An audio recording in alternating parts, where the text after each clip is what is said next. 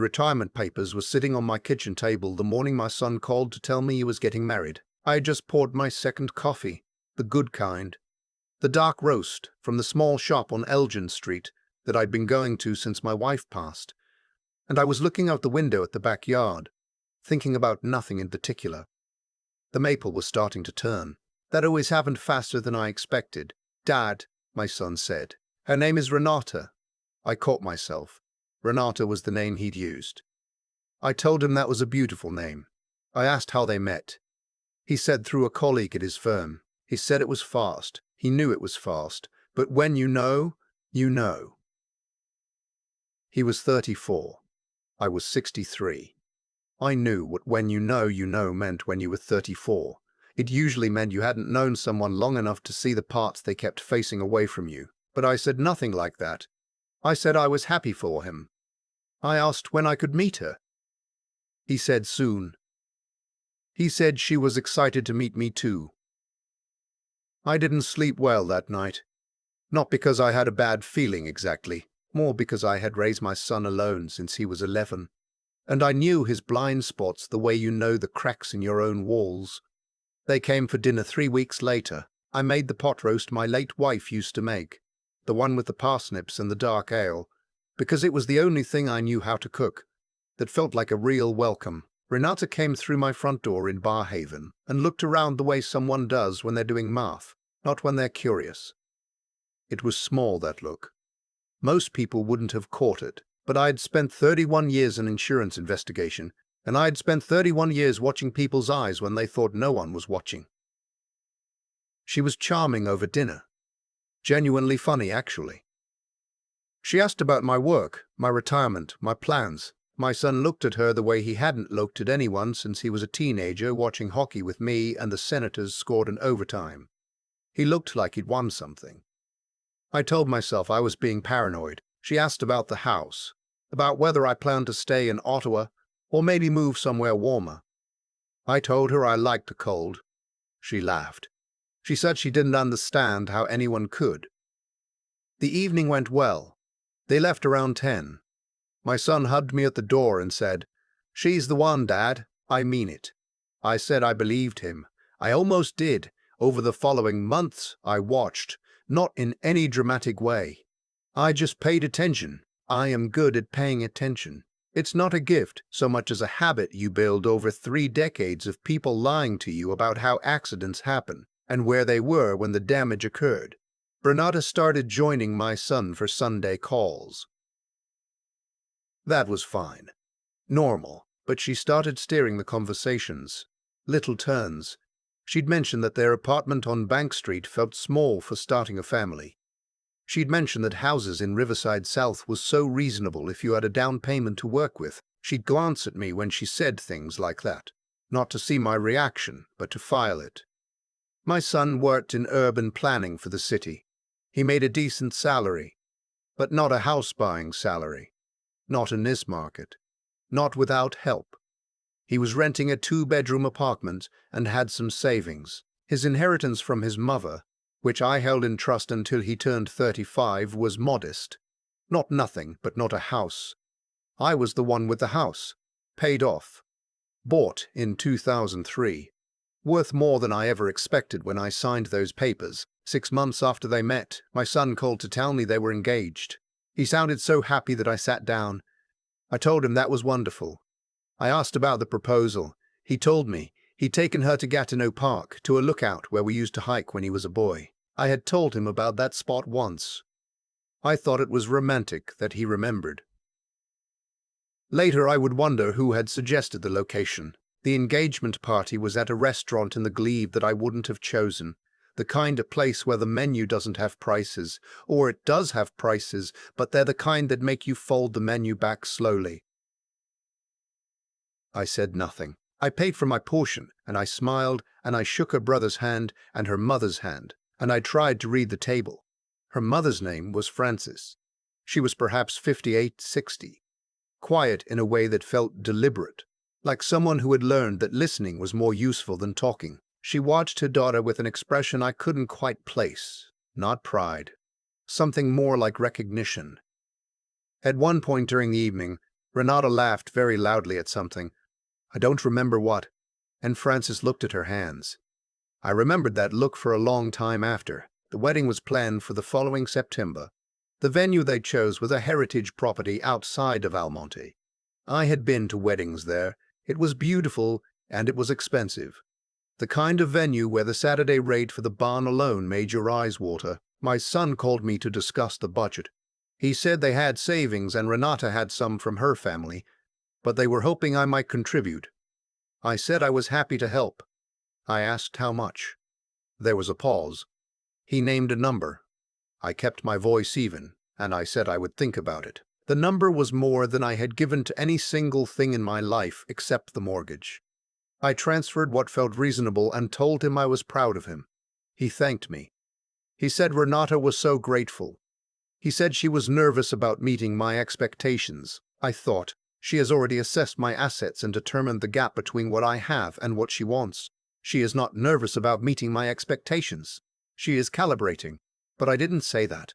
I loved my son too much to say that without proof. I had seen what happened when parents said things like that without proof. I had watched it drive families apart faster than anything else. So I kept my mouth shut and I started making some quiet calls. I still had contacts. 31 years in investigation leaves you with a long address book. I reached out to a colleague who had retired into private work. I told him what I wanted and why. He told me it would take a few weeks. I said that was fine. What he came back with was not what I expected. Renata had been engaged before. Twice, the first time, in her late 20s, to a man in Calgary. The engagement ended. No charges, nothing criminal. But the man's family had consulted a lawyer at some point and then decided not to pursue anything. The second time, 3 years ago, to a man in Mississauga, that engagement had also ended.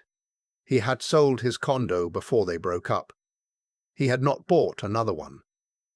There was a civil matter, unresolved, related to a joint account. I sat with this for 2 days. I called my son on the third day and asked if we could have lunch. He said, "Sure, of course, what's up?" I said nothing was up. I just wanted to see him. At the restaurant, a Thai place on Rado he liked. I tried to find a way to say what I knew without sounding like the villain in my own son's love story. I told him I'd heard some things that concerned me. He asked what things. I told him I'd had someone look into Renata's background. He put down his fork. The lunch ended badly. He said he couldn't believe I would do that. He said she had told him her first 2 engagements were painful experiences, that she had been the one hurt both times. He said he knew about the civil matter, and it was her ex who had opened the account without her full understanding. He said I was doing exactly what she had warned him people might do, trying to find reasons to doubt her. Because I wasn't ready to share him, he left before the dessert he'd ordered arrived. For 3 months he barely called. Renata stopped joining Sunday calls entirely. I sat in my house in Barhaven and I listened to the autumn come in through the kitchen window, and I thought about all the times I had been wrong in my life and wondered if this was one of them. Then one afternoon, about 6 weeks before the wedding, I got a call from his number. But it wasn't him. It was her. She said his name first, to make me think it was him. Then she said, "Actually, it's me. I think we should talk." I said I thought so too. She said she wanted to clear the air.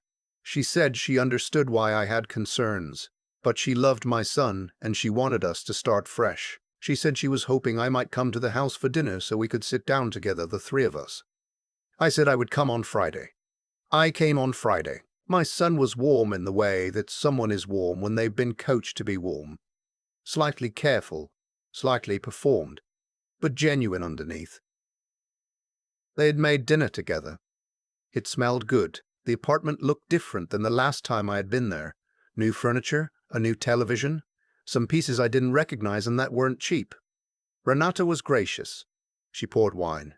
She talked about the wedding plans. At some point, my son went to take a call from his colleague, a 20-minute thing he apologized for.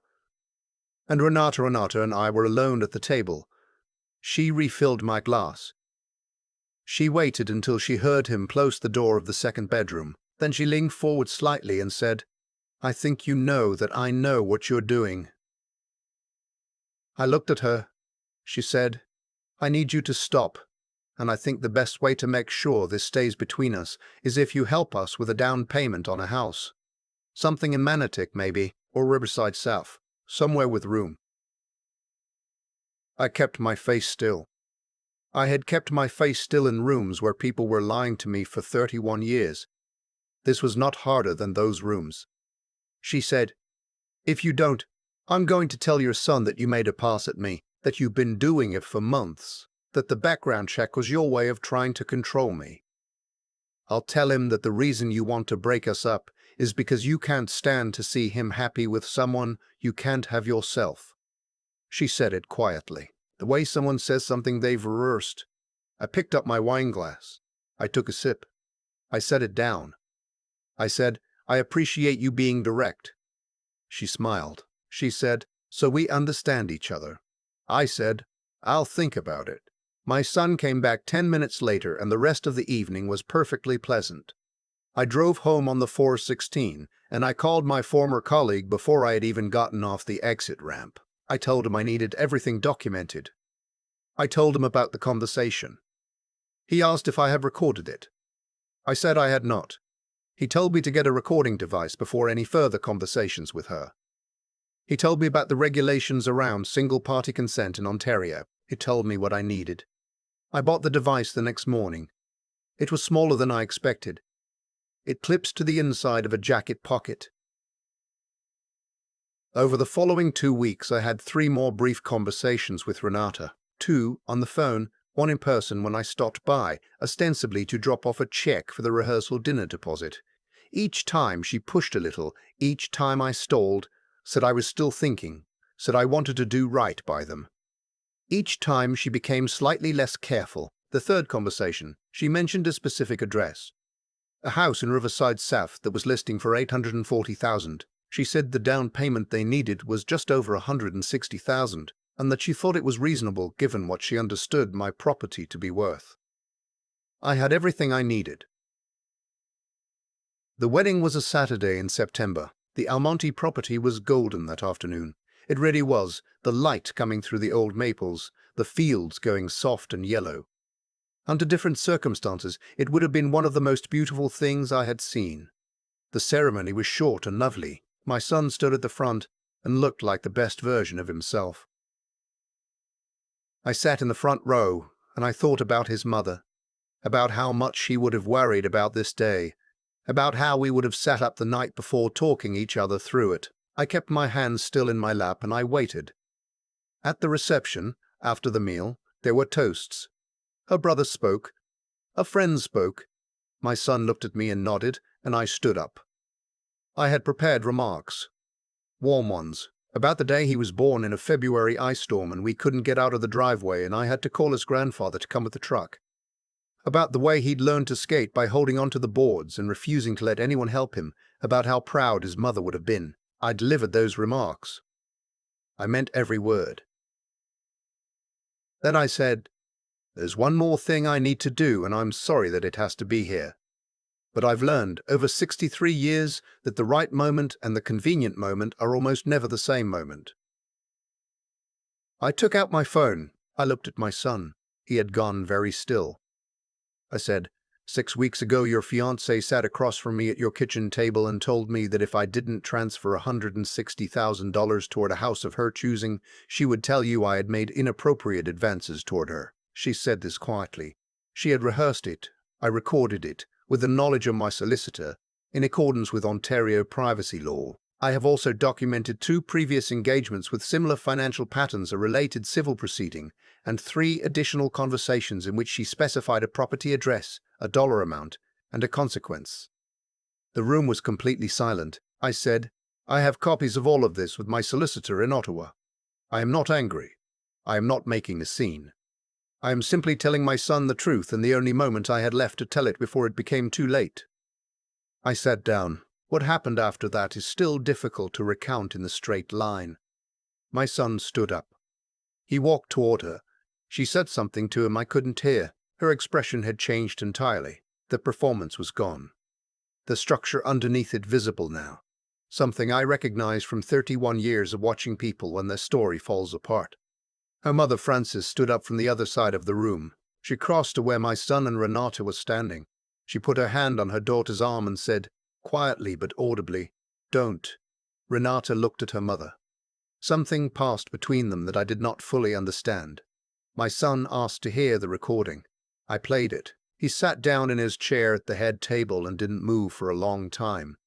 The wedding coordinator came and went. The caterers stood at the doors to the kitchen not knowing what to do. Someone put on the background playlist they had prepared for cocktail hour, and then someone turned it off again. Eventually my son stood up and walked outside. I followed him after a few minutes. He was standing at the fence at the edge of the property, looking out at the field. The sun was lower by then. The light was still beautiful. He didn't say anything for a while. Then he said, "I keep trying to find the place where I should have seen it." I said, "You won't find it on the outside. That's how it works." He asked me when I had known. I told him honestly. I had suspected early. I told him I had hoped I was wrong. He was quiet for a long time. He said, "Why didn't you just tell me after you had the recording?" I said, "Because you needed to hear it yourself. Because if I had told you privately, you would have had to choose between believing me and believing her. And I was afraid of what that choice might have cost us. I'm sorry it happened this way. I wish it hadn't." He turned and looked at me. His face was something I don't know how to describe. Grief and relief and humiliation all moving at the same time. He said, "I'm sorry I didn't listen." I said, "You listened today. That's enough." The legal matters that followed were handled by my solicitor and later by a family lawyer my son retained. There was no criminal charge that stuck in the end. The recording supported a civil harassment claim, and Renata's lawyers recommended she not contest it. The civil matter from her previous engagement, which had been dormant, was reopened by the other party. I don't know how that resolved. It wasn't my case to follow. Frances called me once, about a month later. She didn't explain herself exactly. She said she had tried, for years, to find a way to reach her daughter.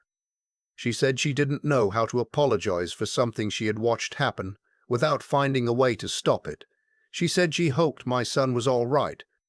I told her he was getting there. She asked if I thought people could change. I told her I thought some people wanted to and some people didn't, and the difficult part was that wanting to wasn't enough on its own. There was a long pause on the line. She said, "That's a fair answer." I said, "How are you?"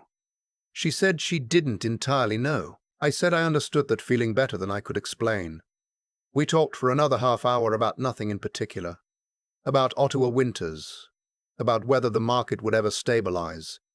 About a restaurant in the Glebe she had been to once and liked. It was the strangest conversation I'd had in years, and somehow one of the easiest. My son and I have dinner on Sunday evenings now. Not every Sunday, but most. He has started hiking again. Gatineau Park. The same trails we used to walk when he was a boy.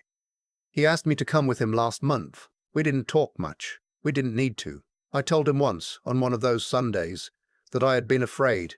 Not of Renata, exactly. Afraid of being the father who cost his son something by interfering, and also afraid of being the father who stayed quiet and let him walk into something I had seen coming. He said, "You split the difference pretty well." I thought about that for a while. I still think about it. The retirement papers are still on my kitchen table. I haven't filed them yet. I keep finding reasons to wait. Small things, not urgent, just the ordinary friction of a life with unfinished edges. The maple in the backyard has gone bare now. It'll come back in the spring. It always does. Some things hold, even when you can't see them holding.